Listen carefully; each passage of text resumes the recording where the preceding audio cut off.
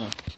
Hello, I'm gonna do the solution, or talk about the solution I did for the problem you posted. So, here's my code. Trying to focus it. So the first line is include iOS stream. So this means that in our code we're going to have input and output. We're going to have something that we want to input and output. So we're going to get an input from a user and we want to output something on the command prompts. The second one is include string. This indicates that we want to use a string. Using namespace std is going to simplify our code so we don't have to keep on putting std::.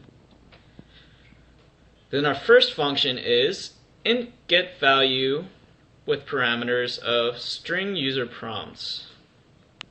So it has a do while statements. So we're gonna see out a user prompts string, and then we're going to want to get a number from them. And if that number is a positive integer, we're going to return that number. So in int main, there are different integers. There's int number, int n, get value. Input how many numbers you would like to evaluate. So this is linked or incorporated with the first function, this thing, int get value. So this is the string message that we're going to put. And then we have int odd, even, positive, negative. So this is, well, they're equal to 0. This is to show that we're going to eventually use, it's going to start from 0, and then our for loop later on, if it's we're going to count how many different odd numbers, even positive or negative numbers there are by adding 1. I'm going to explain that later on. And I is used for our for loop to count those, to count how many numbers in our n, or for a for loop we're going to use int I. So for int I is equal to 0, so the I is going to start at 0. I is less than n, I plus plus. So this is going to be a for loop to know how to repeat how many times the user wants, how many different numbers they would want to evaluate. So let's say they put in a 3. So this for loop is going to repeat 3 times. So it's going to see out that input your number 3 times. So there's the see out, input your number. It's going to get the number from them, and that number is going to be evaluated through if statements. So we have if number is divisible by 2 and it's equal to 0, it's automatically going to be considered an even number.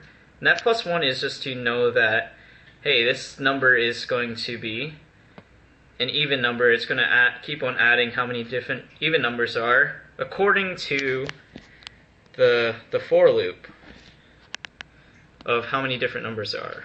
Okay, so the else if statement, it's going to be if number, else if number is divisible by 2 but it's not equal to 0, it's automatically going to be an odd number.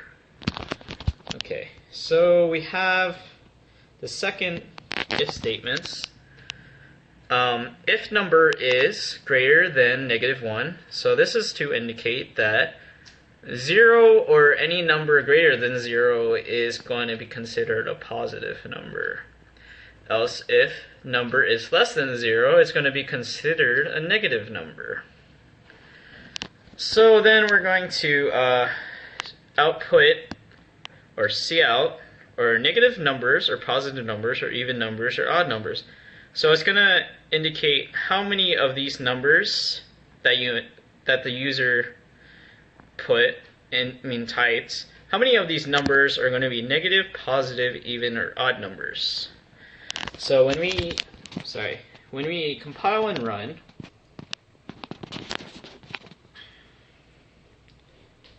it's going to have the first string that we created from our first function. Input how many different numbers you would like to evaluate, sorry. So let's put a 4. We want 4 numbers to evaluate. So let's go put a 0, a -2, -3, and then let's put a +4. So,